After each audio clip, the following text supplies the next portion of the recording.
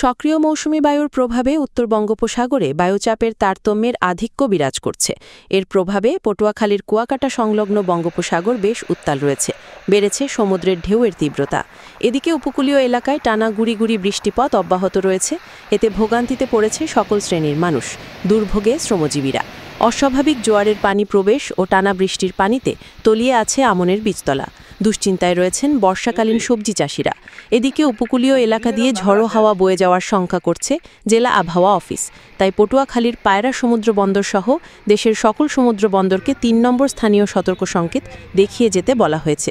মাছ ধরা ট্রলারসমূহকে উপকূলের কাছাকাছি থেকে সাবধানে চলাচল করতে বলা হয়েছে।